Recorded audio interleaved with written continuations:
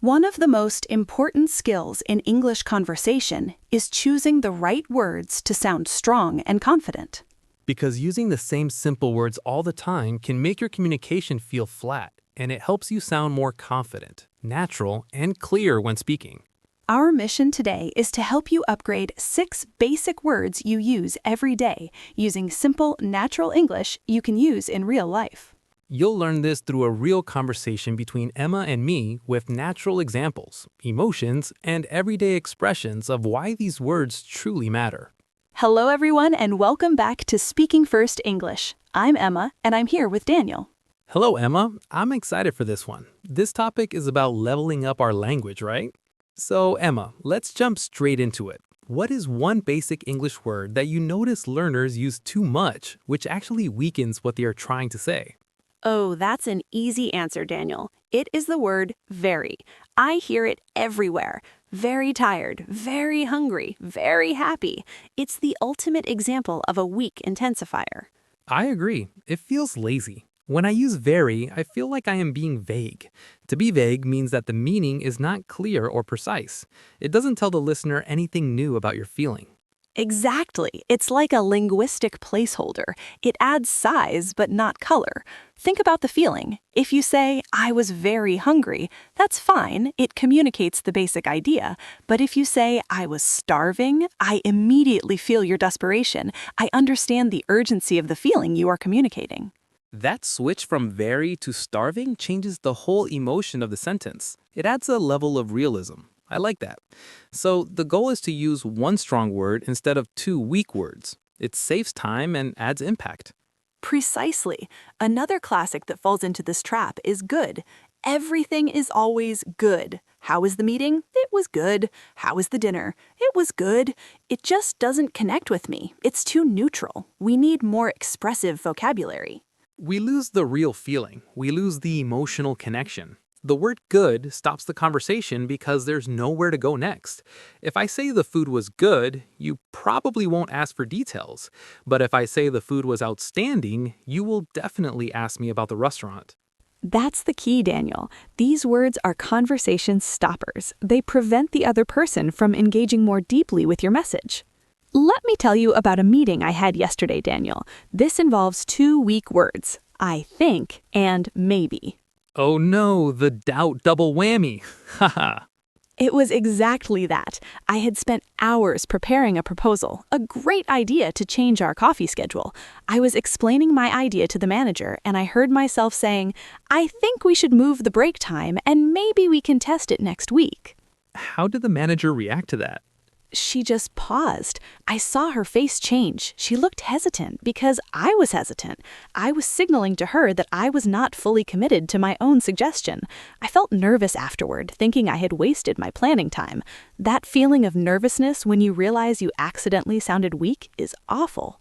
I completely understand that feeling. I have the same problem, but with the word just. Oh, just is a terrible minimizer. It's sneaky. It is. I was in the office trying to get some help from a busy colleague. She was deep in concentration. I started by saying, I just wanted to ask if... I was trying to be polite, but what I actually did was tell her that my question was small, minor, and not worth her valuable time, right before I even asked it. I felt silly. You minimized your own importance and your question's validity. That feeling of silly or foolish afterward is a great teaching moment. We use just to apologize for taking up space, especially in professional environments. It's an unnecessary habit that we must break. It took me a month of active practice to realize I needed to simply delete the word just from a sentence. Now I walk up and say, I wanted to ask about the report, full stop. It felt much calmer and more effective. That's a great example of self-correction. Another word that makes me feel uncomfortable is when people overuse sorry. This is a huge one for many non-native English speakers. Oh yes, apologizing when no apology is necessary. They feel they must apologize for their presence or for speaking. Like, sorry, can I ask a question? Or, sorry, I'm just here. It drains your authority, especially at work or in service settings. I remember being in a shop and the person dropped a tiny little piece of paper on the floor and they said, "Sorry, sorry, sorry," 4 times. It wasn't even the whole cup, just a pinch of paper. It was a funny moment, but also sad to see that anxiety. That anxiety is real. You're apologizing for existing. The secret here is that when you have to acknowledge a delay or a small problem, you should use gratitude instead of apology. Acknowledge the listener's time, not your fault. Right. The final word that we need to address is a little. It's similar to just. Yes, a little softens the impact of a strong statement. I'm a little disappointed sounds like you're hiding the real emotion. It shows you're not fully committed to your feeling. If you are disappointed, be clear about it. Use slightly or somewhat instead. It sounds less emotional and more measured. That's the core connection, Emma. These basic words, very, maybe, I think, just, sorry, a little, they don't reflect your true intentions or feelings. They are habits that keep you stuck in a safe yet weak speaking zone. They matter because real-life conversation is about impact. Think about a job interview. When you say, "I believe this is the best idea," instead of "I think this is the best idea," you are showing commitment. You are showing confidence and experience. And confidence is the biggest tool an English learner has. When you sound hesitant, when you say, "I think," you invite the listener to question your ideas, even if the rest of your English is perfect. The weak word acts like a signal for them to doubt you. So changing these words helps us manage the listener's perception of us. When I started replacing a little with slightly, I felt instantly more professional and more respected in meetings. That subtle change makes a huge difference. I'm a little concerned sounds emotional and vague. I'm slightly concerned sounds calculated and professional. It shows you have thought about the problem, not just felt it. You become an analyst, not just a complainer. It shifts the feeling from emotional to analytical. This shift is crucial for professional development and for building trust in your communication skills. Trust comes from clarity and commitment to your message. Let's give our listeners the actual replacements now. We're going to focus on adjectives for impact and phrases for conviction. These words are all A2, B1 level, but they have a much stronger impact. Let's start with the intensifiers, replacing very and good. Instead of very plus an adjective, use a single strong adjective. Very tired becomes exhausted or drained. Very important becomes crucial or essential. Very big becomes massive or enormous. Example, the deadline is crucial, so we must be focused. Instead of good, use excellent, outstanding, effective, or successful. Example, the presentation was outstanding. This is much better than good. Now for the minimizers, replacing just and a little. Instead of just, simply remove it completely. This is the easiest word to fix. Example, I just called to check on the report versus I called to check on the report. The sentence is stronger when it's straight to the point. Can I just talk to you for a minute versus can I talk to you for a minute? Your request sounds more important. Instead of a little, use slightly, somewhat, moderately. Example, I am moderately pleased with the results. Shows evaluation, not emotion. And for showing conviction, replacing the hesitant phrases "I think" and "maybe."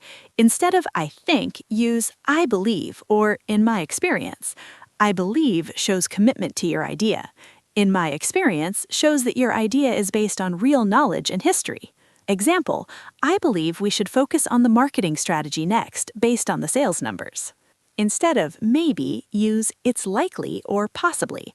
It's likely is a calculated risk, not a wish. Example, it's likely the bus will be late because of the heavy rain this morning. And finally, replacing the overused social apology, sorry. This is a mindset shift. Instead of sorry, use thank you for your patience or I appreciate your understanding. Example, if you are late, I appreciate your understanding about my delay. Shift focus to their kindness, not your fault. Bonus example for a small mistake. Instead of, sorry, I missed that part, say, could you please repeat that? Thank you. You requested help and showed gratitude. Daniel, reflecting on this, which replacement do you think will make the biggest emotional difference for our listeners? I think replacing sorry with thank you will be huge. It's a complete shift in mindset. You're not apologizing for your mistake, you're recognizing their effort. That makes me feel proud when I manage to do it because I'm taking responsibility without minimizing myself. I agree. It moves you from a passive speaker to an active communicator. For me, it's replacing very. When I hear someone use a powerful word like essential or crucial instead of very important, I immediately feel respect for their word choice. It shows care for the listener. It shows the speaker has a rich vocabulary even if their grammar is simple. It is about caring about the clarity and power of your message. It gives me confidence even if I have a strong accent because I know I used the most accurate word possible. Exactly. Your accent doesn't matter as much as the strength of the words you choose. This is the difference between A2 vocabulary and B1 communication style. Now it's your turn. We have a speaking challenge for you. This is the moment to pause the video.